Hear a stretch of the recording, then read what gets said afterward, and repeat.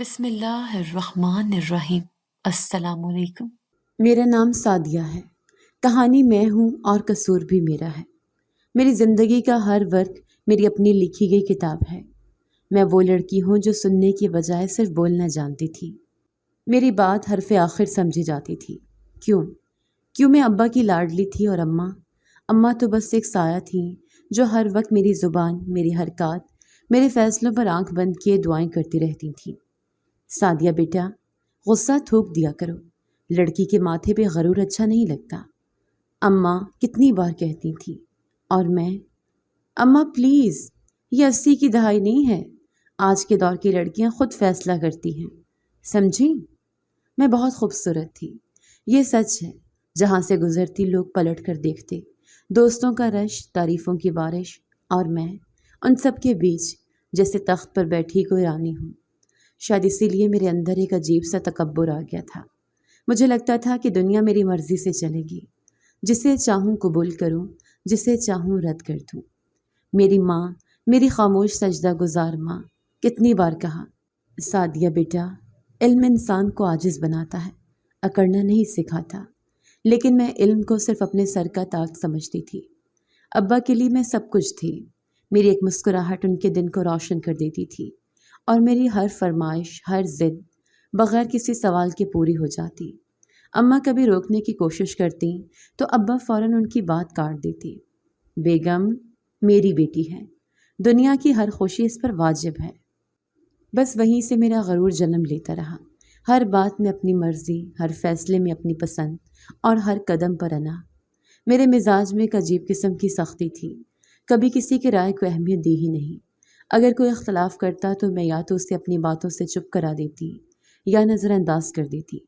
مجھے اندازہ نہیں تھا کہ زندگی کب، کہاں اور کیسے میرے غرور کو توڑنے والی ہے، اور سب کچھ آہستہ آہستہ میرے سامنے آنے والا تھا۔ یونیورسٹی میں میری شہرت الگ تھی، پروفیسرز مجھے پسند کرتے، دوست میری ہر بات مانتے، میں کلاس کی نمائندہ بھی بن گئی تھی۔ اکثر لڑکیاں میرے آس پاس ہی رہتی، مشورے لیتی، رہنمائی مانگتی، اور لڑکے، ان کی آنکھوں میں بس ایک ہی خواہش نظر آتی، کاش سعدیہ ہم سے بات کر لے۔ میں جانتی تھی میں کتنی اہم ہوں، میں جانتی تھی میری موجودگی کیسے ماحول بدل دیتی ہے۔ یہی جان کر میں اور بھی خود پسند ہو گئی تھی، مگر سچ کہوں تو اندر سے میں خالی تھی۔ وہ سب تعریفیں، وہ سب تعظیم، سب وقتی لگتی تھی، جیسے کوئی کھلونا ہو جو صرف روشنی میں چمکتا ہے، اندھیرے میں بیکار ہو جاتا ہے۔ ایک دن اماں میرے کمرے میں آئیں، میں فون پر مصروف تھی۔ سعدیہ، تم سے ایک بات کرنی ہے۔ امی، میں بعد میں، ابھی بہت مصروف ہوں۔ بیٹا، تھوڑی دیر بیٹھ جاؤ نا، ماں ہوں تمہاری۔ امی پلیز، میں بچی نہیں ہوں، مجھے خود سمجھ ہے۔ وہ چپ چاپ چلی گئیں، دروازے پر تھمی نظریں آج بھی یاد ہیں، جیسے کہنا چاہتی ہوں، ایک دن تمہیں میری یہ خاموشی سمجھ آئے گی۔ اور وہ دن بہت قریب آ رہا تھا۔ یاد ہے مجھے، ایک بار اماں نے میرے سامنے پڑوسن کی بیٹی کی مثال دی، دیکھو فرح کتنی نرم دل ہے، اپنے سسرال میں سب کو کیسے سنبھال رکھا ہے۔ میں نے غصے سے جواب دیا، اماں میں کوئی نوکرانی نہیں بنوں گی، میں اپنی زندگی اپنے طریقے سے گزاروں گی، مجھے دوسروں کی طرح بنا کے نہ دکھائیں۔ اماں نے آہ بھری اور کہا، اللہ تمہیں آسانیاں دکھائے سعدیہ، تم بس یہ جان لو کہ دنیا ہر وقت تمہارے لیے نہیں جھکے گی۔ میں نے سنا پر سمجھا نہیں، یا شاید سمجھنا ہی نہیں چاہا۔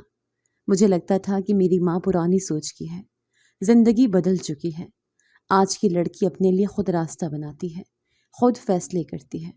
میں غلط نہیں تھی، لیکن مکمل سچ بھی میرے پاس نہیں تھا۔ ابا نے میرے ہر خواب کو پورا کیا، میں جو لباس مانگتی وہ اگلے دن آ جاتا، جو گاڑی چاہتی وہ لا کر کھڑی کر دی جاتی۔ لیکن اماں، وہ دل میں ہر دن کوئی خواہش دبا لیتی تھی، صرف میری تربیت کی خواہش، جو کبھی پوری نہ ہو سکی۔ میں اپنی ہی کہانی میں سب کچھ پا کر بھی ایک اہم چیز کھو رہی تھی، اور وہ تھی تربیت۔ اور اب جب میں مڑ کر دیکھتی ہوں تو سب کچھ بہت واضح لگتا ہے، لیکن اس وقت نہیں، اس وقت تو میں غرور کی گڑیا تھی، جو شیشے کے گھر میں رہتی تھی اور سمجھتی تھی کہ دنیا اس کی مرضی کے مطابق چلے گی۔ لیکن شیشے ایک دن چور ضرور ہوتے ہیں۔ یونیورسٹی میری دنیا تھی، اور اس دنیا میں ہر چیز میرے مطابق چلتی تھی۔ اسی دنیا میں ایک دن وہ نظر آیا، حماد۔ سنجیدہ، خاموش طبع، صاف کو، نہ کسی کی بات میں دلچسپی لیتا، نہ کسی کی چاپلوسی کرتا۔ پہلی نظر میں مجھے کچھ خاص محسوس نہیں ہوا، لیکن وہ بار بار میری نظروں میں آتا رہا۔ پہلی بار اس سے بات تب ہوئی جب ہماری کلاس کا گروپ پروجیکٹ بنا۔ میں نے گروپ کا چارج لیا اور وہ بس سر جھکائے کام کرتا رہا۔ حماد، اپنی رائے بھی دے سکتے ہو، غلام نہیں ہو تم، میں نے ہنستے ہوئے کہا۔ اس نے سر اٹھایا، آنکھوں میں عجیب سا سکون تھا۔ رائے تب دی جاتی ہے جب کوئی سننے والا ہو، آپ سب کچھ طے کر چکی ہیں۔ اس جملے نے جیسے مجھے چپ کروا دیا۔ میں پہلی بار کسی کے سامنے لاجواب ہوئی تھی۔ کچھ دن بعد خود کو بار بار اس کے آس پاس پاتی۔ وہ بولتا کم تھا لیکن اس کی خاموشی میں عجیب سا اثر تھا۔ دھیرے دھیرے میں اس میں دلچسپی لینے لگی۔ حماد، تم مجھے عجیب لگتے ہو، نہ کسی میں دلچسپی نہ ہنسی مذاق، کیونکہ سب کچھ وقتی ہے۔ دل لگانے کے لیے اصل کی تلاش ہے، اور وہ اصل تمہیں مل گئی ہے؟ ابھی نہیں، لیکن شاید بہت قریب ہوں۔ میں اس کی باتوں کو پہلے مذاق سمجھتی رہی، لیکن وقت کے ساتھ میرے دل کی حالت بدلنے لگی۔ میں جو کسی کی آگے پلک نہ جھپکاتی، اب اس کی خاموشی میں خود کو ڈھونڈنے لگی تھی۔ ایک دن اماں کمرے میں آئیں۔ بیٹا، ابا تمہارے رشتے کی بات کرنا چاہتے ہیں۔ اماں، اگر رشتہ کرنا ہے تو حماد سے کریں۔ کون حماد؟ میرا کلاس فیلو، مجھے پسند ہے۔ اماں حیران ہوئیں۔ تمہیں پسند ہے؟ جی، اور وہ بھی مجھے پسند کرتا ہے۔ اماں کچھ بولنے لگی لیکن میں نے صاف کہہ دیا، اماں، اگر کوئی اور رشتہ لایا گیا تو میں ہاں نہیں کہوں گی۔ ابا کو بتایا گیا۔ شروع میں تھوڑا تذبذب ہوا، لیکن میری خواہش حرف آخر تھی۔ ابا نے حماد کے والدین کے بارے میں معلومات کروائیں، اور تب پتہ چلا حماد کے والد کا کئی سال پہلے انتقال ہو چکا تھا۔ اس کی ماں بیوہ تھی اور ایک چھوٹی بہن تھی جو بھی اسکول میں تھی۔ ابا تھوڑے خاموش ہو گئے۔ ایک ہی ماں، بیٹا اور بیٹی؟ جی۔ اور بیٹا پڑھائی کے ساتھ ساتھ جاب بھی کرتا ہے؟ جی، بہت محنتی ہے۔ ابا خاموشی سے کچھ دیر سوچتے رہے، پھر کہا، اگر تمہیں خوشی اسی میں ہے تو مجھے کوئی اعتراض نہیں۔ اور یوں میری شادی طے پا گئی۔ جلد ہی نکاح اور رخصتی کا دن بھی آ گیا۔ جب رخصتی کے وقت اماں نے مجھے گلے لگایا تو کچھ کہنے لگی، بیٹا، سسرال صرف جگہ نہیں ہوتا، ذمہ داری بھی ہوتی ہے۔ میں نے ان کی بات سنی لیکن دل میں یہی تھا، میں وہاں بھی سب سنبھال لوں گی، جیسا چاہوں گی ویسا ہوگا۔ حماد کا گھر سادہ تھا، پرانا سا لیکن صاف ستھرا۔ ساس نے بڑے وقار سے میرا استقبال کیا۔ نند خاموش تھی، چھوٹی، معصوم۔ شادی کے چوتھے دن صبح ساس نے مجھے آواز دی، بہو، ذرا ادھر آنا۔ میں کچن میں پہنچی۔ وہ چابی میرے ہاتھ میں رکھتے ہوئے بولی، یہ گھر اب تمہارا ہے، جو مناسب لگے وہی کرو۔ میرے چہرے پر مسکراہٹ آ گئی۔ جی اماں۔ میرے ذہن میں فوراً خیال آیا، یہاں بھی میری ہی چلے گی۔ میں نے گھر کا ایک جائزہ لیا، کیا کہاں رکھا ہے، کون سا کمرہ کس کے لیے ہے۔ ساس اور نند ایک کمرے میں تھی، ایک اور خالی کمرہ تھا، شاید اسٹور یا مہمانوں کے لیے۔ میں نے حماد سے کہا، یہ کمرہ ٹھیک نہیں، ہم کسی بہتر جگہ چلیں۔ ابھی حالات اجازت نہیں دیتے سعدیہ، کچھ وقت دو، بہتر ہو جائے گا۔ ٹھیک ہے۔ میں نے ناپسندیدگی چھپائی لیکن دل میں کھٹکنے لگا۔ میں نے گھر کی چیزیں اپنی مرضی سے سیٹ کرنی شروع کر دی۔ نند کسی چیز کو ہاتھ بھی لگاتی تو مجھے برا لگتا۔ شادی کے بعد چند دن تو سب کچھ ویسا ہی رہا جیسا میں چاہتی تھی۔ گھر میں خاموشی تھی، ساس میرے کاموں میں دخل نہیں دیتی تھی۔ حماد دفتر چلا جاتا اور میں گھر میں اپنی مرضی سے وقت گزارتی، لیکن ایک وجود تھا جو ہر وقت میری نظروں کے سامنے آتا رہتا، نند۔ شاید عمر کا فرق تھا یا شاید میری طبیعت میں برداشت نہیں تھی، لیکن اس کا ہر کام مجھے کھٹکنے لگا تھا۔ وہ بات کم کرتی تھی، مگر ہر بات کا مطلب میرے دل میں کوئی نہ کوئی شک ضرور پیدا کرتا۔ وہ کھڑکی سے باہر دیکھتی تو مجھے لگتا کسی کو تاک رہی ہے، وہ چھت پر کپڑے ڈالتی تو لگتا کوئی اور وجہ ہے۔ ایک دن میں کچن میں برتن دھو رہی تھی جب میری نظر کھڑکی سے باہر پڑی۔ نند چھت پر تھی اور سامنے ہمسائے کی چھت پر بھی کوئی موجود تھا۔ دونوں کے درمیان کوئی واضح بات چیت نہیں ہو رہی تھی، لیکن مجھے جو دکھنا تھا میں نے وہ دیکھ لیا۔ میں نے اسی وقت کچن چھوڑا اور ساس کے پاس جا پہنچی۔ اماں، آپ کی بیٹی تو بڑی ماڈرن نکل آئی، آپ جانتی بھی ہیں کیا ہو رہا ہے چھت پر؟ ساس نے حیرانی سے میری طرف دیکھا۔ کیا ہوا بہو؟ آپ کی بیٹی چھت پر کھڑی ہو کر سامنے والے لڑکے سے اشارے کر رہی ہے۔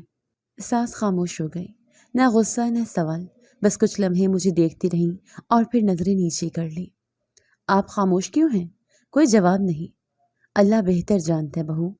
ان کے یہ 4 الفاظ میرے لیے ناقابل برداشت تھے۔ میں حماد کو بتانے کا سوچ رہی تھی مگر کوئی موقع مناسب نہ لگا۔ ساس نے مجھ سے اس بارے میں دوبارہ کوئی بات نہیں کی۔ نند بھی اپنے معمولات میں مشغول رہی، مگر اگلے ہفتے ہی ایک بات نے سب بدل دیا۔ ایک شام جب حماد کام سے لوٹا تو ساس نے اسے کچھ کاغذات دکھائے۔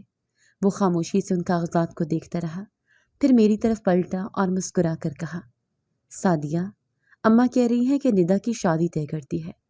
میں چونکی۔ اتنی جلدی؟ کس سے؟ اماں کو ایک رشتہ ملا ہے، لڑکا اچھا ہے، شریف ہے، والدین بھی نیک لوگ ہیں، اگلے مہینے نکاح ہوگا۔ میں نے زبردستی مسکراہٹ چہرے پر لائی۔ ماشاءاللہ، بہت اچھی بات ہے۔ اندر سے جیسے کسی نے سکون کا پانی دل پر ڈال دیا ہو۔ اب گھر میں صرف میں، حماد اور ساس رہیں گے۔ نند کا وجود ختم اور میرا سکون واپس۔ شادی کی تیاریوں میں ساس لگی رہی۔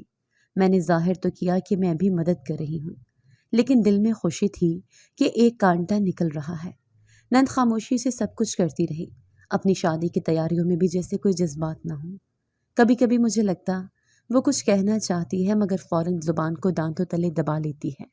ایک دن کپڑے استری کرتے وقت اس نے مجھ سے پوچھا، بھابھی یہ جوڑا ٹھیک لگے گا؟ میں نے بغیر دیکھے کہا، جو اماں دیں وہی پہن لینا بہتر ہے، شادی میں دکھاوا کرنے کی ضرورت نہیں۔ اس نے کچھ جواب نہیں دیا، سر جھکائے واپس اپنے کمرے میں چلی گئی۔ شادی کا دن آیا، سادہ تقریب تھی۔ ساس نے کچھ خاص لوگوں کو بلایا۔ حماد خوش تھا کہ بہن کی ذمہ داری پوری ہو رہی ہے۔ میں نے سارا دن بس یہی سوچا کہ آخرکار یہ باب بند ہو رہا ہے۔ ندا چلی گئی، گھر میں سناٹا چھا گیا۔ شام کو حماد نے مجھ سے کہا، سعدیہ، ندا اب اپنے گھر کی ہو گئی، میں چاہتا ہوں کہ اب تم اماں کا خاص خیال رکھو۔ وہ کچھ زیادہ بولتی نہیں ہیں، لیکن ان کی ضرورتیں ہم دونوں کی ذمہ داری ہیں۔ میں نے سر ہلایا، جی حماد، آپ فکر نہ کریں۔ لیکن دل میں ایک اور بات چل رہی تھی، اب اس گھر میں بس میں ہوں اور یہ سب کچھ میرا ہے۔ ندا کی رخصتی کے بعد جیسے گھر خالی خالی سا لگنے لگا، مگر میرے لیے یہ خالی پن خوشگوار تھا۔ ہر چیز پر اب میرا مکمل کنٹرول تھا۔ کسی کی موجودگی میرے فیصلوں میں رکاوٹ نہیں بن رہی تھی۔ میں نے کچن میں اپنی مرضی کا نظام نافذ کر دیا، ڈرائنگ روم کی سجاوٹ بدلی، حتیٰ کہ ساس کے کمرے کے پردے بھی بدلوا لیے۔ ساس کچھ نہیں بولتی تھی، بس خاموشی سے سب دیکھتی رہتی۔ کبھی کبھی مجھے یوں لگتا جیسے ان کی آنکھوں میں کوئی سوال ہے، کوئی شکوہ، مگر زبان پر وہی پرانی خاموشی تھی۔ حماد روز شام کو دفتر سے آتا تو سیدھا اماں کے کمرے میں جاتا۔ اماں، طبیعت کیسی ہے؟ دوا لی؟ ہاں بیٹا، تمہارے ابا کی تصویریں آج ترتیب دے رہی تھی، تم تو بالکل انہی جیسے ہو گئے ہو۔ میں دروازے کے پیچھے کھڑی ہو کر ان کی باتیں سنتی رہتی۔ مجھے غصہ آتا، میں یہاں ہوں اور یہ سیدھا ماں کے پاس جا رہا ہے۔ ایک بار تو برداشت کیا، 2 بار بھی، مگر روز روز کی یہ عادت مجھے ناگوار لگنے لگی۔ میں نے حماد سے بات کی، تم آتے ہی سب سے پہلے اماں کے کمرے میں کیوں جاتے ہو؟ سعدیہ، وہ سارا دن اکیلی ہوتی ہیں، میرا فرض ہے کہ ان کی خیریت پوچھوں۔ فرض؟ اور میرا کیا؟ حماد نے سنجیدگی سے میری طرف دیکھا۔ تم تو میرے ساتھ ہو ہر وقت، اماں تنہا ہے۔ اس جواب سے مجھے اور چڑھ ہوئی۔ میں جانتی تھی حماد نرم دل ہے، لیکن یہ ماں کی وابستگی حد سے بڑھ رہی تھی۔ ایک دن میں نے سوچا چل کر دیکھوں اماں واقعی کرتی کیا ہیں۔ دوپہر کا وقت تھا، حماد دفتر میں تھا، میں دبے قدموں ان کے کمرے میں گئی۔ وہ تسبیح پڑھ رہی تھیں، آنکھیں بند، لب ہلتے جا رہے تھے۔ میں نے تھوڑا اونچی آواز میں کہا، اماں، کھانے کے لیے کچھ چاہیے؟ انہوں نے آنکھیں کھولی۔ نہیں بیٹا، تم نے جو دوپہر کو دیا تھا وہ کافی تھا۔ ان کے لہجے میں عاجزی تھی، مگر مجھے لگا جیسے خاموش طنز بھی چھپا ہوا ہے۔ حماد اکثر رات کو سونے سے پہلے ان کے کمرے میں جاتا، پنکھا ٹھیک کرتا، پانی کا جگ چیک کرتا اور خاموشی سے کہتا، ماں، کچھ اور چاہیے ہو تو مجھے جگا دینا۔ میں بستر پر لیٹی یہ سب سنتی اور جلتی۔ کبھی مجھے ایسے پوچھا؟ میرے دل میں بس ایک خواہش رہ گئی تھی، حماد صرف میرا ہو، اماں کے لیے اس کے دل میں نرم گوشہ کم ہو۔ ایک رات میں نے بات چھیڑی، حماد، تمہیں لگتا ہے میں اماں کے ساتھ اچھا سلوک نہیں کرتی؟ نہیں سعدیہ، میں نے تو ایسا کچھ نہیں کہا، لیکن تمہاری اماں کو شاید لگتا ہے۔ وہ اکثر خاموشی سے میری طرف یوں دیکھتی ہیں جیسے میں ان کی دشمن ہوں۔ سعدیہ، تمہیں غلط فہمی ہے، اماں کسی کی شکایت کبھی نہیں کرتی۔ میں نے جان بوجھ کر آواز اونچی کی۔ نہیں، مجھے کچھ تو ہے، کوئی بات ضرور ہے جو وہ تم سے کہتی ہیں۔ سعدیہ پلیز، یہ باتیں تمہارے وہم ہیں۔ میں نے خاموشی اختیار کی، مگر دل میں طوفان برپا تھا۔ ایک دن میں نے اماں کے کمرے کی صفائی کی ذمہ داری لے لی۔ الماری کھولی تو کچھ پرانے کپڑے، تصویریں اور دوائیوں کے ڈبے تھے۔ میں نے ان کی دوائیاں سائڈ پر رکھ دیں اور کہا، یہ سب سنبھال کے رکھنا، آپ کا کام ہونا چاہیے، ہر چیز مجھے کیوں دیکھنی پڑتی ہے؟ اماں نے فقط اتنا کہا، بیٹا اگر تمہیں بوجھ لگتا ہے تو میں خود سنبھال لوں گی۔ میں غصے سے بولی، آپ ہر وقت حماد کے سامنے مظلوم بن کر پیش آتی ہیں تاکہ وہ میرے ساتھ سختی کرے۔ نہیں بیٹا، میں نے کبھی حماد سے تمہارے خلاف کوئی بات نہیں کی۔ حماد نے یہ سنا تو وہ کمرے میں آ گیا۔ کیا بات ہو رہی ہے؟ پوچھو اپنی ماں سے، ہر بات پر تمہیں اپنے کمرے میں بلا لیتی ہے۔ مجھے لگا جیسے میں کسی رقیب کے ساتھ رہ رہی ہوں۔ حماد کی آنکھوں میں حیرت ابھری۔ رقیب؟ وہ میری ماں ہے سعدیہ، تمہیں پتا ہے میں نے ساری زندگی انہیں تنگیوں میں جیتے دیکھا ہے۔ تم سے بس اتنا کہتا ہوں کہ انہیں عزت دو، ان کا دل نہ دکھاؤ۔ میں خاموش ہو گئی، لیکن دل میں کڑواہٹ بیٹھ گئی تھی۔ جون کا مہینہ تھا اور گرمی جیسے بدن میں چپک گئی ہو۔ پسینے، بجلی کی غیر اعلانیہ بندشیں اور پنکھے کی ناکام گڑگڑاہٹ نے میرا دماغ مزید گرم کر دیا تھا۔ میں سارا دن کمرے میں پڑی رہتی، کچھ بناتی نہ کرتی، صرف ایک خواہش دل میں تھی، اے سی۔ ایک رات جب حماد تھکا ہارا واپس آیا، میں نے بات چھیڑ دی، حماد اب میں مزید اس گرمی میں نہیں رہا جاتا، مجھے اے سی چاہیے۔ حماد نے سرخ چہرہ تولیے سے صاف کیا۔ سعدیہ، حالات تم جانتی ہو، ابھی ممکن نہیں، کچھ وقت دو، انشاءاللہ ہو جائے گا۔ میں چپ ہو گئی، لیکن اندر سے جیسے کچھ پھٹنے کو تھا۔ اگلے ہی دن دوپہر میں اماں نے حماد کو اپنے کمرے میں بلایا۔ دروازہ بند ہوا۔ تھوڑی دیر بعد حماد کمرے سے نکلا تو چہرہ خاموش تھا، لیکن آنکھوں میں کوئی فیصلہ چمک رہا تھا۔ شام تک مزدور آ گئے، دیوار میں سوراخ ہوا، تاریں لپیٹی گئیں اور میرا کمرہ ٹھنڈی ہوا کے لیے تیار کر دیا گیا۔ اے سی لگ گیا، لیکن مجھے خوشی نہیں ہوئی۔ حماد نے کہا، دیکھو اماں نے کہا تھا تم گرمی میں بیمار نہ ہو جاؤ، اسی لیے فوراً انتظام کیا۔ میں نے سر جھکا لیا، لیکن دل میں کانٹے چبھ گئے۔ میری بات پر نہیں، اماں کی بات پر۔ رات کو کمرے میں خاموشی تھی، اے سی کی ٹھنڈی ہوا چل رہی تھی اور میرے اندر کی آگ مزید بھڑک رہی تھی۔ مجھے لگا جیسے میں جیت کر بھی ہار گئی ہوں۔ اگلے چند دن میں نے مکمل خاموشی سے گزارے، کچھ نہ کہا، نہ کوئی شکایت کی۔ حماد سمجھا شاید سب کچھ ٹھیک ہو گیا ہے، لیکن میں موقع کی تلاش میں تھی۔ مہینے کے آخر میں بجلی کا بل آیا۔ حماد ہاتھ میں پکڑے کچھ دیر خاموش رہا، پھر مجھ سے بولا، سعدیہ بل کافی زیادہ آ گیا ہے، شاید اے سی زیادہ چلا ہے، تھوڑا خیال رکھنا پڑے گا۔ میری تنخواہ کا ایک بڑا حصہ چلا جائے گا اس سے۔ میں نے سر ہلایا، ٹھیک ہے کم کر دوں گی، لیکن اگلے ہی دن میں نے کچھ اور سوچ رکھا تھا۔ دوپہر کے وقت میں نے اماں کے کمرے میں جا کر پنکھا بند کر دیا۔ اماں، بجلی کا بل بہت آیا ہے، حماد کہہ رہا تھا کہ تھوڑا کنٹرول کرنا ہوگا، تو پنکھا بند کر رہی ہوں، کچھ دیر برداشت کر لیں۔ انہوں نے حیرت سے میری طرف دیکھا۔ بہو، تھوڑی دیر کے لیے ہی چلا دیتی، گرمی بہت ہے۔ نہیں اماں، سب کو اپنا حصہ ڈالنا ہوگا، صرف میں ہی کیوں قربانی دوں؟ یہ کہہ کر میں واپس اپنے اے سی والے کمرے میں آ گئی۔ شام کو حماد گھر آیا تو اماں خاموش تھی، پنکھے کے بغیر ان کا چہرہ تھکا ہوا لگ رہا تھا۔ حماد نے فوراً پنکھا چلایا اور جگ سے پانی ان کے گلاس میں انڈیل دیا۔ اماں، پنکھا بند کیوں تھا؟ بس بجلی کا بل زیادہ آیا تھا، تمہاری بیوی نے کہا کہ کچھ دیر گرمی برداشت کر لوں۔ حماد کی نظریں میرے چہرے پر پڑی، میں نے پلکیں جھپکائیں۔ میں نے صرف وہی کہا جو آپ نے کہا تھا، بل کنٹرول کرنا ہے۔ حماد کچھ نہیں بولا، صرف کمرے سے نکل گیا۔ اگلی صبح ناشتے کی میز پر عجیب خاموشی چھائے رہی۔ اماں اپنی چائے میں نظریں گاڑی بیٹھی تھیں۔ میں نے جیسے محسوس کیا کہ وہ کچھ کہنا چاہتی ہیں مگر پھر بھی زبان بند رکھتی ہیں۔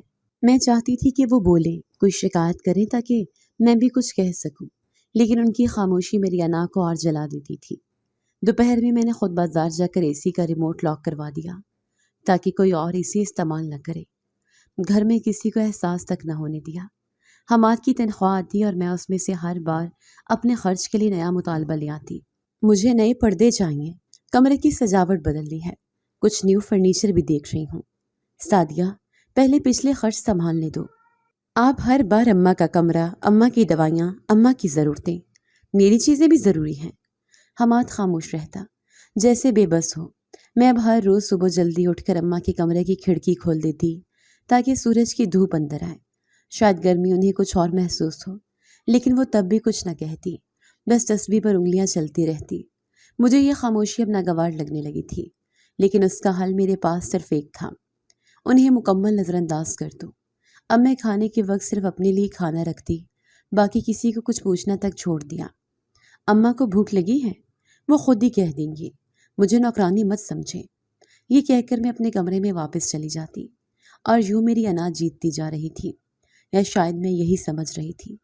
گرمی اپنی شدت پر تھی، کمرے میں اے سی چل رہا ہوتا اور باقی گھر جیسے دہکتے تنور جیسا لگتا۔ میں زیادہ تر وقت اپنے کمرے میں بند رہتی، دروازہ بند، پردے کھینچے، باہر کی کسی آہٹ سے بھی بے نیاز۔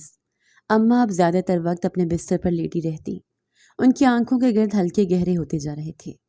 کبھی کبھی کھانستی تھیں، کبھی دھیرے سے کمر تھام کر اٹھتی تھیں، لیکن میں نے خود کو ان سب چیزوں سے الگ کر لیا تھا۔ مجھے لگتا تھا کہ اگر میں تھوڑی سی بھی ہمدردی دکھاؤں گی تو وہ پھر اپنی حیثیت جتانا شروع کر دیں گی، اور اب یہ گھر صرف میری مرضی سے چلنا تھا۔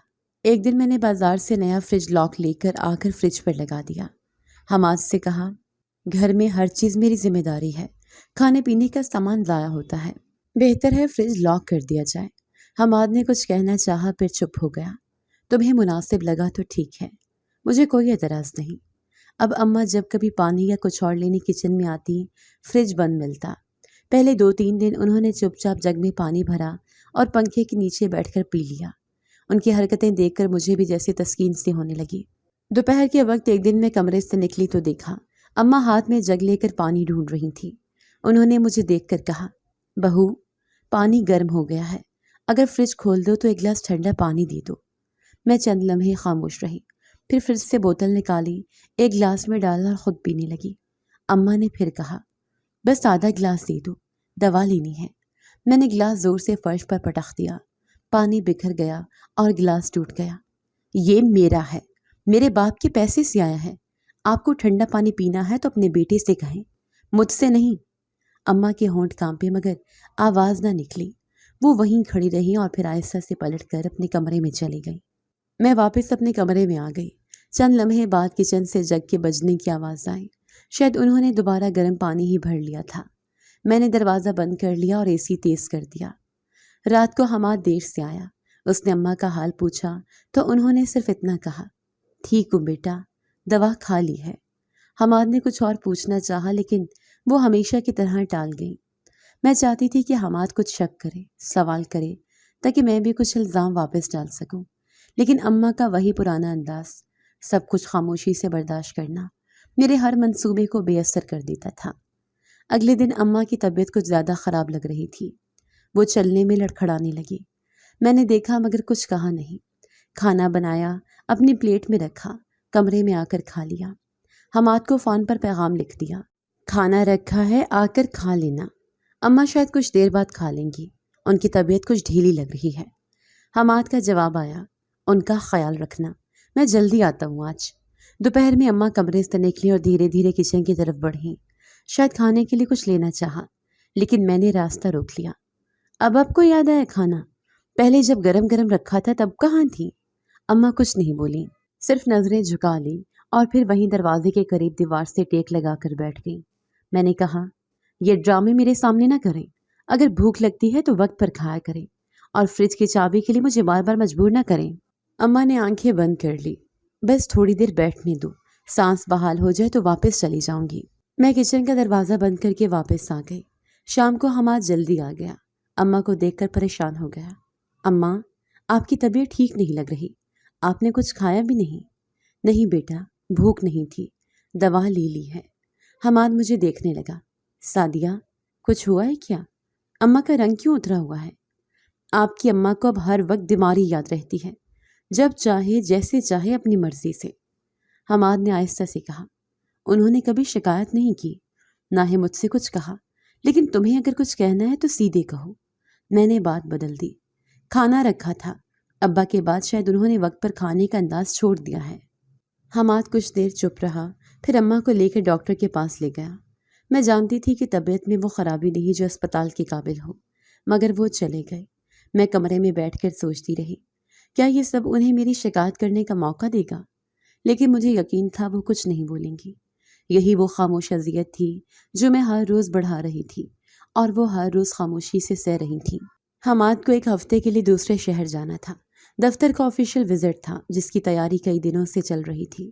جانے سے پہلے وہ بار بار مجھے تاکید کرتا رہا، سعدیہ، اماں کا خیال رکھنا، وہ اب کمزور ہو گئی ہیں، دوا وقت پر دینا، پنکھا مت بند کرنا، تمہیں پتہ ہے ان کے لیے گرمی کتنی تکلیف دہ ہے۔ میں نے بنا جذبات کے سر ہلا دیا۔ ٹھیک ہے، آپ بے فکر ہو جائے۔ حماد چلا گیا اور گھر جیسے میرے مکمل اختیار میں آ گیا۔ پہلے دن میں نے روٹین کے مطابق خود ناشتہ بنایا۔ حماد کے لیے تو تھا نہیں، سو صرف اپنے لیے۔ اماں کے کمرے میں جانے کی کوئی زحمت نہ کی۔ دوپہر کو ان کی دوا کا وقت ہوا تو میں نے پانی کے بغیر 2 گولیاں پلیٹ میں رکھ کر ان کے دروازے کے پاس رکھ دیں۔ دروازہ کھٹکھٹا کر بس اتنا کہا، دوا لے لیں۔ کوئی جواب نہ آیا۔ میں واپس کمرے میں آ گئی۔ شام کے وقت کچھ دیر بجلی چلی گئی۔ میں نے اے سی بند ہوتے ہی جنریٹر چلا دیا، لیکن صرف اپنے کمرے کی لائن پر۔ اماں کے کمرے کا پنکھا بدستور بند رہا۔ کافی دیر بعد کمرے سے نکل کر دیکھا تو اماں جائے نماز پر سجدے میں تھی۔ چند لمحے رک کر انہیں دیکھا۔ ان کی پیٹھ پسینے سے بھیگی ہوئی تھی، مگر وہ مسلسل سجدے میں تھی۔ مجھے غصہ سا آ گیا۔ نماز ہے یا بد دعائیں؟ سجدے لمبے کر کے مجھے ہی کوس رہی ہوں گی۔ کچن میں گئی، سالن گرم کیا، 2 چپاتیاں نکالی، پلیٹ میں رکھی اور سیدھا ان کے کمرے کے دروازے پر جا کر کہا، کھانا رکھ دیا ہے، کھا لیجیے گا، میں مصروف ہوں۔ اندر سے کوئی آواز نہ آئی۔ میں نے دروازہ بند کیا اور اندر سے کنڈی چڑھا دی۔ واپس آ کر میں نے موبائل اٹھایا۔ حماد کا میسج تھا، اماں کو کھانا دے دیا؟ میں نے فوراً جواب دیا، ہاں، سب وقت پر کر دیا۔ اگلی صبح اماں کی حالت پہلے سے زیادہ کمزور لگی۔ وہ شاید پوری رات پنکھے کے بغیر گزار چکی تھیں۔ صبح میں نے پانی کا جگ ان کے کمرے کے باہر رکھا، مگر دروازہ نہیں کھولا۔ جب بھی دروازہ کھٹکھٹایا جاتا وہ خاموش رہتی، شاید اٹھنے کی ہمت نہیں رہی تھی۔ دوپہر کو میں خود دروازہ کھول کر اندر گئی۔ وہ جائے نماز پر ہی لیٹی ہوئی تھی، آنکھیں بند، سانس دھیمی۔ میں نے نرمی سے آواز دی، اماں، دوا کا وقت ہو گیا ہے۔ انہوں نے پلکیں اٹھائیں، آہستہ سے بولی، شکریہ بیٹا۔ یہ لفظ میرے لیے اجنبی ہو چکے تھے۔ اتنی تکلیف میں، اتنی خاموشی کے بعد بھی شکریہ۔ میں نے پانی کا گلاس ان کے قریب رکھا، یہ پی لیجیے، دوا بھی ساتھ رکھتی ہے۔ ان کے ہاتھ کامتے ہوئے پانی کی طرف بڑھے، مگر میں انتظار کیے بغیر کمرے سے نکل آئی۔ شام کو حماد نے فون کیا، تم نے اماں سے بات کی؟ ان کی آواز سننا چاہ رہا ہوں۔ میں نے بہانہ بنایا، وہ ابھی سو رہی ہیں، تھکی ہوئی لگ رہی تھی، میں نے منع کر دیا کہ آرام کریں۔ اچھا کیا، میں 2 دن میں فارغ ہو کر واپس آ جاؤں گا، بس ان کا خیال رکھنا۔ فون بند ہوا تو میں نے گہرا سانس لیا۔ اب 2 دن باقی تھے۔ اگلی صبح اماں پھر جائے نماز پر تھی۔ میں نے کمرے کی کھڑکی کھولی، پنکھا بند ہی رکھا۔ انہیں دیکھ کر ایک لمحے کو رکا، پھر کچن میں جا کر اپنے لیے ناشتہ بنایا۔ درمیان میں خیال آیا، یہ سجدے ختم کیوں نہیں ہوتے؟ ساری رات، سارا دن۔ پھر دل میں آواز آئی، یہ بد دعائیں ہوں گی میرے خلاف۔ حماد کو پتہ لگے تو سب کچھ بگڑ سکتا ہے۔ میں نے دوپہر کا کھانا جلدی تیار کیا، پلیٹ میں روٹی رکھی اور دروازہ بجا کر کہا، کھانا رکھ دیا ہے، کھا لیجیے گا۔ اندر سے پھر خاموشی۔ میں نے دروازہ نہیں کھولا، بس پلیٹ باہر رکھ کر واپس آ گئی۔ حماد کے واپس آنے میں 1 دن رہ گیا تھا۔ مجھے لگا جیسے کچھ فیصلہ کن ہونے والا ہے، لیکن کیا، یہ میں خود نہیں جانتی تھی۔ اور اماں اب بھی اسی جائے نماز پر بیٹھی تھی، جیسے کسی اور ہی دنیا میں ہوں۔ رات کے 2 بجے ہوں گے جب میری آنکھ ایک عجیب سی خاموشی سے کھلی۔ اے سی کی ہلکی آواز کمرے میں گونج رہی تھی، لیکن گھر میں کچھ اور تھا جو ساکت تھا۔ میں نے پانی پیا، موبائل پر وقت دیکھا، پھر دوبارہ لیٹ گئی، مگر نیند جیسے دروازے بند کر چکی تھی۔ صبح سورج ذرا بلند ہوا تو میں اٹھی۔ حسب معمول پہلے خود کے لیے ناشتہ تیار کیا، چائے بنائی اور کچن کی صفائی میں مصروف ہو گئی۔ پھر یاد آیا دوا کا وقت ہو چکا ہے۔ دروازے تک گئی، نرمی سے دستک دی، اماں، دوا رکھ دی ہے، پانی بھی ہے، کھا لیجیے گا۔ کوئی جواب نہیں آیا۔ میں دروازہ دھکیل کر اندر داخل ہوئی۔ وہ جائے نماز پر ویسے ہی بیٹھی تھی جیسے کل شام، تسبیح ہاتھ میں، آنکھیں بند، چہرے پر عجیب سکون۔ ایک لمحے کو کچھ سمجھ نہیں آیا۔ قدم آہستہ آہستہ ان کے قریب بڑھائے، اماں، قریب ہو کر دیکھا تو تسبیح ہاتھ سے چھوٹ چکی تھی اور ان کی سانس میں پلکیں جھپکتی رہی۔ ہاتھ ہلایا، کوئی رد عمل نہیں۔ اماں اٹھیں، دوا کا وقت ہو گیا ہے۔ ہلایا، کوئی حرکت نہیں، اور تب پہلی بار میرا دل لرزا۔ نہ چیخ نہ آنسو، صرف سناٹا۔ کمرے سے نکل کر فون اٹھایا اور حماد کا نمبر ملایا۔ حماد، اماں نہیں رہی۔ فون کے اس طرف خاموشی چھا گئی۔ کیا؟ میں نے ابھی دیکھا، وہ بیٹھے بیٹھے پتہ نہیں کب۔ حماد کی سانسیں تیز ہو گئی۔ میں نکلتا ہوں۔ سعدیہ، تم کچھ مت چھیڑنا، میں پہنچ رہا ہوں۔ فون بند ہوا تو میں کرسی پر بیٹھ گئی۔ دل میں سکون کی ایک لہر سی دوڑی۔ آخر کار ختم ہو گیا۔ گھر میں مکمل خاموشی تھی، جیسے ہر چیز رک چکی ہو۔ میں کچن میں گئی، پانی پیا، ناشتہ ختم کیا، پھر آہستہ آہستہ ان کے کمرے کی صفائی شروع کی۔ تسبیح واپس ڈبے میں رکھی، دوائیاں سمیٹی، جے نماز طے کی۔ حماد شام سے کچھ پہلے پہنچا۔ گھر میں داخل ہوتے ہی سیدھا ان کے کمرے میں گیا، دروازہ بند کر لیا۔ میں باہر کھڑی سنتی رہی، صرف سانسوں کی آوازیں اور شاید رونے کی ہلکی لرزش۔ کچھ دیر بعد دروازہ کھلا، حماد باہر آیا۔ چہرہ سرخ، آنکھیں سوجی ہوئی، لیکن آنکھوں میں ایک عجیب سا سکون تھا، جیسے وہ کسی بڑے بوجھ سے آزاد ہو گیا ہو۔ کفن دفن کی تیاری کرنی ہے سعدیہ۔ میں نے سر ہلا دیا۔ پڑوسی آ گئے، مولوی صاحب بلائے گئے، رشتہ داروں کو اطلاع دی گئی۔ تدفین اگلے دن صبح ہوئی۔ حماد سارا وقت خاموش رہا، لوگوں سے ملا، انتظامات کیے، سب کچھ خود سنبھالا، کسی پر کوئی بوجھ نہ ڈالا۔ میں نے دور کھڑے ہو کر سب کچھ دیکھا۔ حماد ماں کے قدموں میں بیٹھا، ان کے چہرے پر آخری بار ہاتھ پھیرا اور قبر میں اتارنے کے بعد ہاتھ جوڑ کر دعا کی۔ اگلے کئی دن حماد کی خاموشی اور سکون مجھے الجھانے لگا۔ وہ ہر روز وقت پر آتا، کھانا کھاتا، نماز پڑھتا اور پھر رات کو اپنی ماں کے کمرے میں بیٹھ کر گھنٹوں کچھ پڑھتا رہتا۔ نہ کسی سے بحث، نہ مجھ سے سوال، نہ کوئی شکایت۔ میں نے محسوس کیا وہ مجھے غور سے نہیں دیکھتا، جیسے اس کی نظریں مجھ سے ہٹ چکی ہیں۔ ایک دن میں نے بات چھیڑی، آپ بالکل بدل گئے ہیں۔ حماد نے سر اٹھایا۔ بدلنا پڑتا ہے سعدی، جب کوئی تمہارا سب کچھ لے کر خاموشی سے چلا جائے تو اندر کچھ اور جگہ نہیں بچتی۔ میں چپ ہو گئی۔ چند دن ہو چکے تھے، حماد کا معمول بالکل بدل چکا تھا۔ وہ وقت پر دفتر جاتا، واپس آ کر اپنے کمرے میں کچھ دیر رہتا اور پھر ماں کے کمرے میں جا کر گھنٹوں بیٹھا رہتا۔ پہلے تو میں نے سمجھا وہ صدمے میں ہے، لیکن اب اس کی خاموشی ایک الگ ہی بات کی گواہی دینے لگی تھی۔ میرے سوالوں کے جواب وہ دیتا، مگر مختصر، نہ ناراض ہوتا نہ بحث کرتا، جیسے اس کے اندر کا شور کہیں دفن ہو چکا ہو۔ ایک دن شام کے وقت اچانک بولا، تیار ہو جاؤ، تمہیں کہیں لے جانا ہے۔ کہاں؟ میں نے حیرت سے پوچھا۔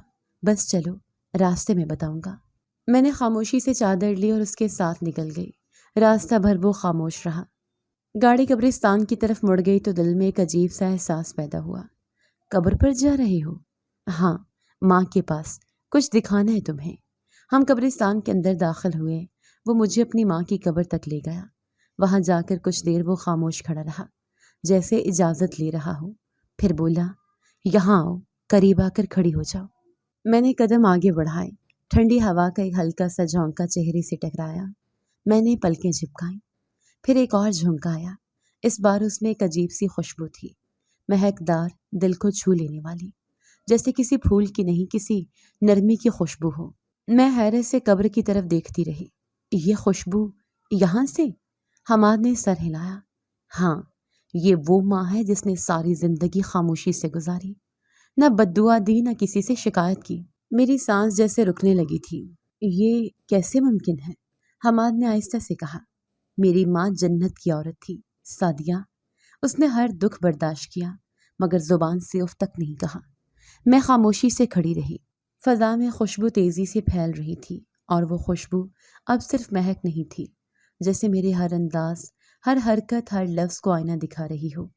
حماد نے دوبارہ بولنا شروع کیا، جس دن میں نے اماں کو قبر میں اتارا تھا نا، اسی دن پہلی بار یہ خوشبو محسوس کی تھی۔ میں نے قبر بند ہونے کے بعد بھی وہی مہک محسوس کی۔ پہلے سمجھا وہ میرا وہم ہے، لیکن اب جب بھی یہاں آتا ہوں یہی ٹھنڈی خوشبو ملتی ہے۔ میں نے نظریں جھکا لی۔ کوئی لفظ نہیں بچا تھا میرے پاس۔ تمہیں معلوم ہے سعدیہ، اماں نے کبھی تمہارے خلاف ایک لفظ نہیں کہا۔ تم نے جو بھی کیا، جو کچھ بھی کہا، انہوں نے سب خاموشی سے برداشت کیا۔ میری آنکھوں کے سامنے اماں کا وہ منظر گھومنے لگا، جب وہ جائے نماز پر بیٹھی تھی، جب وہ پسینے میں ڈوبی ہوئی سجدے میں تھی، جب میں نے پنکھا بند کیا، جب فریج لاک کیا، سب کچھ ایک ایک کر کے یاد آنے لگا۔ حماد زمین کی طرف دیکھ رہا تھا۔ میں سب جانتا تھا سعدیہ، ہر چیز، تمہاری زبان، تمہاری نظریں، تمہارا رویہ، سب۔ میں نے کامتے لہجے میں کہا۔ پھر بھی تم نے کچھ نہیں کہا؟ نہیں، کیونکہ اماں نے مجھے قسم دی تھی، کہا تھا اگر میں ان کا بیٹا ہوں تو تمہیں کبھی کوئی دکھ نہ دوں، تمہیں کبھی الزام نہ دوں۔ وہ چاہتی تھی کہ تمہارا گھر بسا رہے۔ میرے ہاتھ کپ کپانے لگے۔ اور تم نے مان لیا؟ ہاں، کیونکہ وہ ماں تھی، انہوں نے زندگی میں سب کچھ قربان کیا تھا۔ میں ان کی آخری خواہش بھی نہیں توڑ سکا۔ میں قبر کے پاس بیٹھ گئی، میری سانسیں بے ترتیب ہونے لگی۔ حماد خاموشی سے دور جا کر کھڑا ہو گیا، شاید مجھے اکیلا چھوڑنے کے لیے۔ میں قبر کی مٹی کو دیکھتی رہی۔ کیا میں اتنی اندھی ہو گئی تھی؟ کیا وہ سب کچھ سہ گئی تھی صرف میری وجہ سے؟ ہوا اب بھی مہک رہی تھی۔ مجھے ایسا لگا جیسے وہ مجھے معاف کر چکی ہے، یا شاید میرے ہر ظلم کا گواہ قبر کی یہ خاموش مٹی ہے۔ حماد قریب آیا۔ چلو، رات ہونے والی ہے۔ میں نے قبر کو آخری بار دیکھا، پھر نظریں جھکا لیں اور اس کے پیچھے چلنے لگی۔ گاڑی میں مکمل خاموشی تھی۔ حماد کی آنکھیں باہر کے منظر پر جمی ہوئی تھیں اور میرا دل ایک بند دروازے کو کھٹکھٹا رہا تھا، جو شاید بہت پہلے بند ہو چکا تھا۔ قبرستان سے واپسی پر حماد ایک لفظ بولے بغیر ڈرائیو کرتا رہا۔ میں پاس بیٹھی خاموشی سے کھڑکی سے باہر دیکھتی رہی۔ ہوا اب بھی مہک رہی تھی، لیکن اندر جیسے سب کچھ سوکھ گیا ہو۔ گھر پہنچ کر وہ گاڑی سے اترے اور سیدھا ماں کے کمرے کی طرف بڑھ گئے۔ میں پیچھے پیچھے گئی، دروازے پر رکی اور پھر اندر قدم رکھ دیے۔ وہ کرسی پر بیٹھے تھے، سر جھکائے۔ کمرے میں ماں کی تسبیح، جائے نماز اور دوائیوں کی خالی بوتلیں ویسے ہی رکھی تھیں جیسے انہوں نے چھوڑ دی تھیں۔ حماد نے نظریں اٹھائے بغیر کہا، یہ کمرہ تمہیں ہمیشہ بوجھ لگتا تھا، ہے نا سعدیہ؟ میں نے جواب نہیں دیا۔ یہ وہی کمرہ ہے جہاں وہ تمہاری آواز کے سائے سے بھی ڈرنے لگی تھی، جب دروازے پر تمہاری چاپ آتی تھی وہ سانس روک لیتی تھی۔ میرے حلق سے آواز نہیں نکل سکی۔ میں سب جانتا تھا۔ ندا پر لگایا گیا الزام، تمہاری زبان کا زہر، اماں کو پانی کے لیے ترسانا، پنکھا بند کرنا، دروازے بند کرنا، ہر چیز۔ میں ایک قدم پیچھے ہٹ گئی۔ تو پھر تم نے کبھی کچھ کہا کیوں نہیں؟ مجھے روکا کیوں نہیں؟ حماد نے سر اٹھایا۔ آنکھوں میں نمی نہیں تھی، لیکن ایک سختی تھی، کیونکہ ماں نے مجھے روکا تھا۔ ان کی آخری خواہش یہ تھی کہ تمہیں کچھ نہ کہا جائے۔ وہ کہتی تھی، میرا بیٹا اگر مجھے مانتا ہے تو میری بہو کو کچھ نہ کہے۔ وہ چاہتی تھی کہ تم سدھر جاؤ، خود بدل جاؤ۔ وہ انتظار کرتی رہی۔ میں زمین کی طرف دیکھنے لگی۔ لیکن تمہیں تکلیف تو ہوتی ہوگی، تمہاری ماں اور میں۔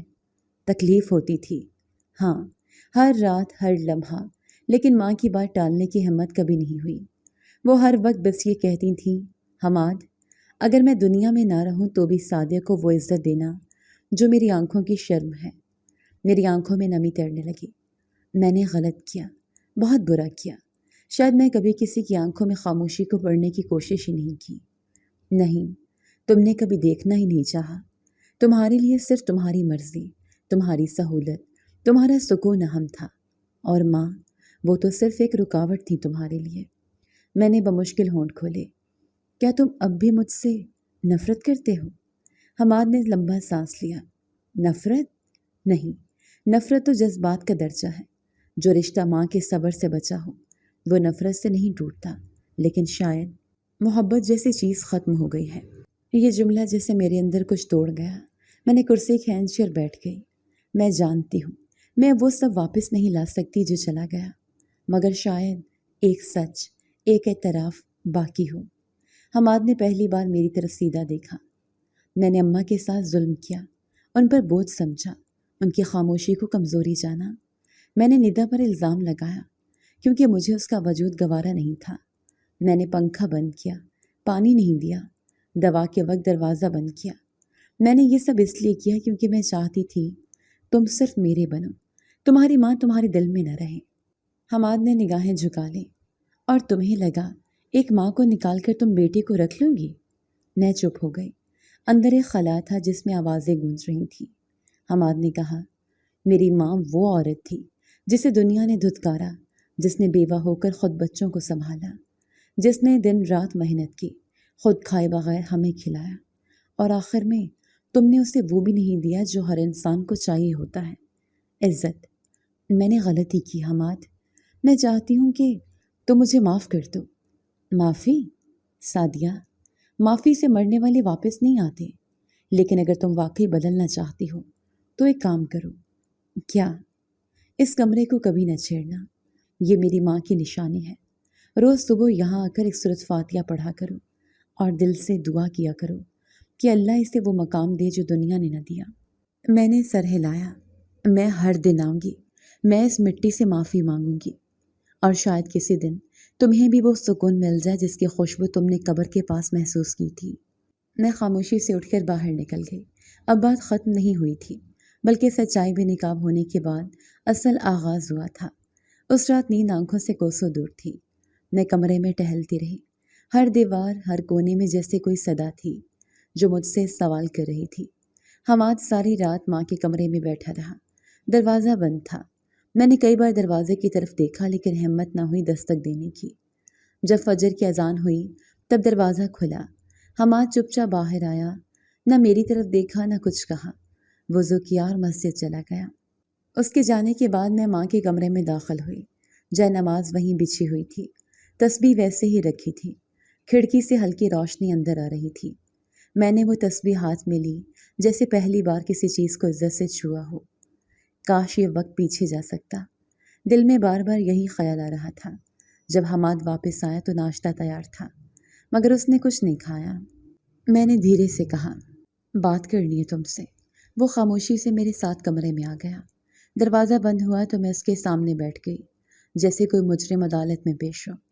حماد، جو کچھ میں نے کیا اس کا مجھے آج اندازہ ہوا ہے۔ میں خود کو معاف نہیں کر سکتی، لیکن تم سے ہاتھ جوڑ کر ایک التجا ہے، مجھے چھوڑ مت دینا۔ حماد کی آنکھیں میرے چہرے پر جمی رہیں، مگر وہ کچھ بولا نہیں۔ اگر تم نے مجھے طلاق دی تو میرے ماں باپ جیتے جی مر جائیں گے۔ انہوں نے تو خواب بھی نہیں دیکھا ہوگا کہ ان کی بیٹی… میں بولتی گئی، آواز رندتی گئی۔ میں نے ظلم کیا، ہاں، میں نے انا میں آ کر تمہاری ماں کو دکھ دیے، لیکن میں نے جو سیکھا ہے وہ کسی کتاب میں نہ تھا۔ وہ قبرستان کی خاموش خوشبو تھی جس نے میری روح کو جھنجھوڑا ہے۔ حماد نے سر جھکا لیا، پھر آہستہ سے بولا، میں تمہیں طلاق نہیں دے سکتا سعدیہ۔ میں چونکی، آنکھوں میں نمی تیر گئی۔ واقعی؟ ہاں، کیونکہ ماں نے جاتے وقت قسم دی تھی، کہا تھا اگر میں دنیا سے چلی جاؤں تو بھی سعدیہ کو وہی مقام دینا جو میرے سامنے دیتے ہو۔ تو کیا تم صرف وعدے کی بنیاد پر میرے ساتھ رہو گے؟ حماد نے میری طرف دیکھا۔ میں وعدے کی بنیاد پر جیتا رہا ہوں سعدیہ، ابھی اسی وعدے کے بوجھ تلے ہوں۔ تمہیں چھوڑنا میرے اختیار میں ہوتا تو شاید میں سوچتا، لیکن ماں نے مجھے خود سے باندھ دیا ہے۔ لیکن محبت، کیا وہ ختم ہو گئی ہے؟ حماد نے گہرا سانس لیا۔ محبت؟ شاید وہ تو اس دن دفن ہو گئی جب تم نے ماں کے لیے پانی روک دیا تھا، جب پنکھا بند کر کے دروازہ بند کیا تھا۔ میری نظریں زمین پر جم گئیں۔ میں جانتی ہوں میں تمہیں اب وہ نہیں دے سکتی جو تم چاہتے ہو، لیکن اگر تم مجھے اپنے ساتھ رکھو گے تو شاید میں اپنے ندامت کا بوجھ کچھ ہلکا کر سکوں۔ تمہیں یہ بوجھ اب ساری زندگی اٹھانا ہوگا سعدیہ۔ میں تیار ہوں حماد، اگر تم مجھے اس گھر میں رہنے دو تو میں ہر دن، ہر لمحہ تمہاری ماں کے لیے، اس وعدے کے لیے کچھ نہ کچھ بہتر کرنے کی کوشش کرتی رہوں گی۔ حماد نے کرسی سے ٹیک لگائے۔ یہ گھر اب میری ماں کی وصیت ہے اور تم اس وصیت کا ایک حصہ ہو۔ تمہیں طلاق نہیں دوں گا، لیکن یہ بھی مت سمجھنا کہ سب کچھ پہلے جیسا ہو جائے گا۔ مجھے کچھ نہیں چاہیے، صرف تمہارا کنارہ کافی ہے۔ کنارہ دے رہا ہوں، لیکن مرکز بننے کی کوشش مت کرنا۔ میری دنیا وہی عورت ہے جو خاموشی سے چلی گئی اور خوشبو چھوڑ گئی۔ میں خاموش ہو گئی۔ اس رات پہلی بار میری آنکھوں سے وہ آنسو بہے جو کسی نقصان کے بعد نکلتے ہیں، نہ کہ کسی انا کے ٹوٹنے پر۔ جب حماد باہر گیا تو میں ماں کے کمرے میں گئی۔ جائے نماز پر بیٹھ کر پہلی بار سورۃ فاتحہ بلند آواز میں پڑھی۔ یا رب، اگر تیری بندی نے مجھے معاف کیا ہو تو مجھے بھی بخش دے۔ کمرہ اب بھی ویسا ہی تھا، لیکن فضا بدل گئی تھی۔ یہ ندامت کی رات تھی اور شاید ایک نئی صبح کا آغاز بھی۔ کئی دن گزر گئے تھے، مگر گھر میں خاموشی اب بھی وہی تھی، فرق بس اتنا تھا کہ اب یہ خاموشی میرے اندر بھی اتر چکی تھی۔ حماد صبح دفتر جاتا، رات کو آتا اور ماں کے کمرے میں جا کر بیٹھ جاتا۔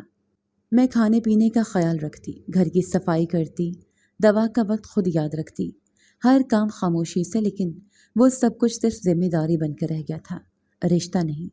ایک رات میں نے حماد کو ماں کے کمرے سے نکلتے دیکھا۔ وہ باہر لان میں آیا اور بینچ پر بیٹھ گیا۔ آسمان پر چاند پورے جوبن پر تھا اور فضا میں ایک عجیب سی ٹھنڈک تھی۔ میں ہچکچاتی ہوئی باہر گئی۔ کیا میں بیٹھ سکتی ہوں؟ بیٹھ جاؤ سعدیہ۔ میں خاموشی سے اس کے ساتھ بیٹھ گئی۔ کچھ لمحے دونوں چپ رہے۔ تم اب بھی مجھ سے ناراض ہو؟ نہیں، بس فاصلہ رکھنا سیکھ گیا ہوں۔ میں نے نگاہیں نیچی کر لی۔ کیا تم کبھی واپس لوٹو گے میرے دل کی طرف؟ حماد نے لمبی سانس لی۔ نہیں، محبت اب ممکن نہیں۔ سعدیہ، تم نے میری جنت کو دکھ دیا۔ وہ عورت میری ماں تھی، میرا سب کچھ، جس نے مجھے دنیا میں لایا، تکلیفیں اٹھائیں اور خاموشی سے دنیا سے چلی گئی۔ میں نے کچھ کہنا چاہا لیکن الفاظ زبان پر سوکھ گئے۔ جانتی ہو، حماد کی آواز اب ذرا واضح تھی، ماں کے جانے کے بعد میں بہت دن سوچتا رہا، کیا تمہیں چھوڑ دوں؟ کیا اس رشتے کو ختم کر دوں؟ تو کیوں نہیں چھوڑا؟ میں نے آہستہ سے کہا، کیونکہ ماں کی آخری نصیحت یہی تھی کہ تمہیں کبھی گھر سے مت نکالنا۔ ان کا کہنا تھا میرا بیٹا اگر میرا ہے تو سعدیہ کو عزت کے ساتھ اپنے گھر میں رکھے گا، چاہے کچھ بھی ہو جائے۔ میری آنکھوں میں نمی آ گئی۔ میں نے جو کیا وہ ناقابل معافی ہے۔ میں اب سمجھ چکی ہوں کہ تمہاری ماں صرف ایک ساس نہیں تھی، وہ ایک صابر ماں تھی، جن کی دعا نے تمہیں آج تک بچا کر رکھا۔ حماد نے ہلکے سے سر ہلایا۔ انہوں نے تمہیں کبھی برا نہیں سمجھا سعدیہ۔ وہ ہمیشہ کہتی تھی میری بہو میں سختی ہے لیکن اللہ اس کے دل کو نرم کرے گا۔ میرا دل اب روز ٹوٹتا ہے حماد۔ جب اس کمرے سے گزرتی ہوں تو ایسا لگتا ہے جیسے ہر چیز مجھے تانا دے رہی ہو، ان کا خالی بستر، تسبیح، دوائیں، سب کچھ۔ حماد نے آسمان کی طرف دیکھا۔ محبت کا تعلق صرف جسم سے نہیں ہوتا سعدیہ، میری محبت تو اب اس مٹی سے جڑے ہے جس کے نیچے وہ سو رہی ہیں۔ میں نے آہستہ سے کہا، میری جنت تو مر گئی حماد، لیکن میں اب اپنی باقی زندگی اس کی قبر سے معافی مانگتے گزاروں گی۔ حماد نے نظریں مجھ پر جمائیں۔ بس ایک ہی خواہش ہے میری سعدیہ، کہ تم اب کبھی کسی کو وہ تکلیف نہ دو جو تم نے ماں کو دی تھی۔